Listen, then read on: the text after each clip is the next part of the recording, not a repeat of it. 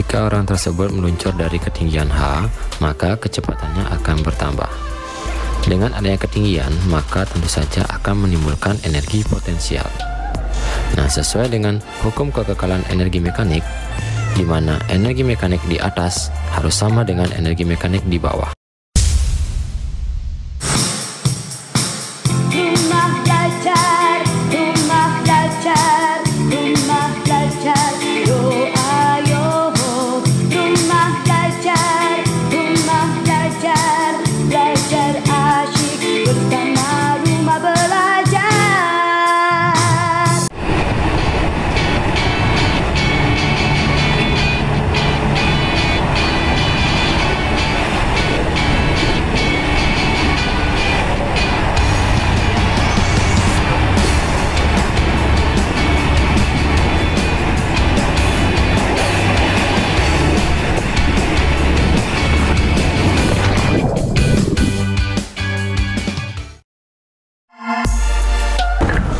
Wah, menyeramkan sekali permainan tadi, tapi tentunya sangat menarik.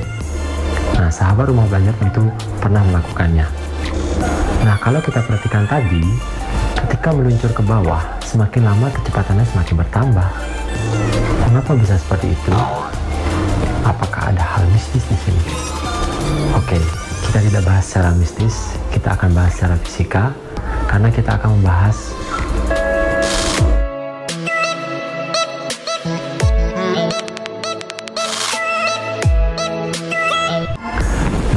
sebelum kita membahas tentang hukum kekekalan energi mekanik, tentu sahabat rumah belajar ingat kembali tentang konsep sebelumnya, yaitu tentang energi mekanik, di mana energi mekanik itu terdiri dari energi potensial dan energi kinetik.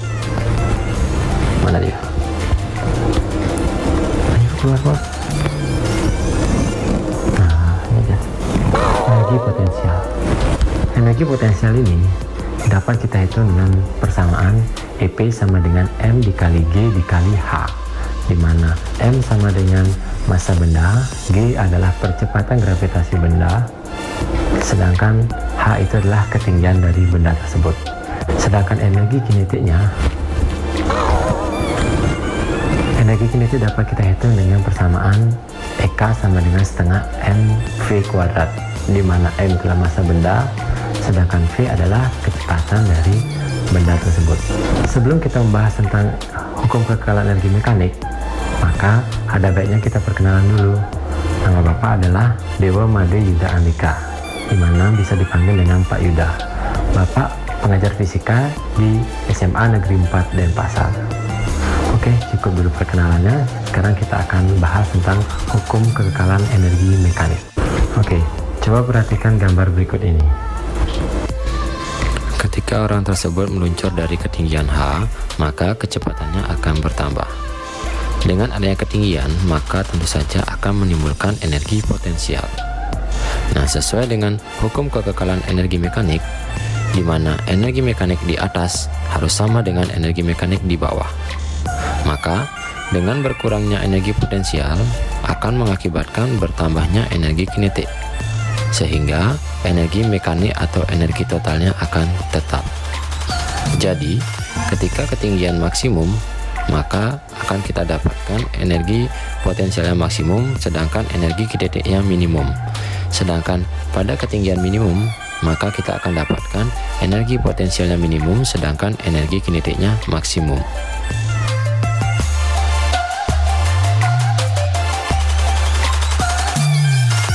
Bagaimana kira-kira? Sudah jelas?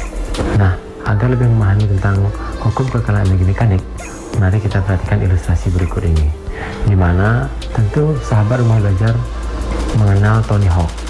Dia adalah seorang pemain skateboard yang sangat terkenal. Nah, sekarang kita perhatikan ilustrasinya seperti ini.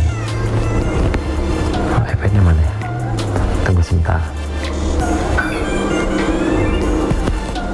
Nah, ini. Sekarang kita buka dulu.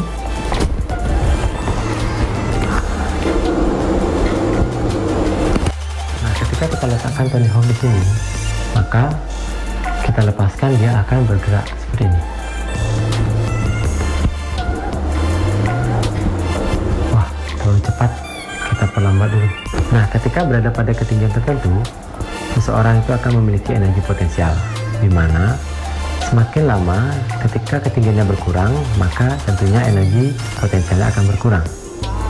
Nah, dengan berkurangnya energi potensial ini, maka akan timbul perubahan energi kinetik. Nah, kalau kita perhatikan grafiknya, maka energi totalnya akan tetap. Energi total ini adalah energi mekanik. Nah, kalau kita perhatikan, ketika energi potensialnya berkurang, maka energi kinetiknya bertambah. Begitu juga sebaliknya, ketika energi potensialnya bertambah, maka energi kinetiknya berkurang. Seperti itu.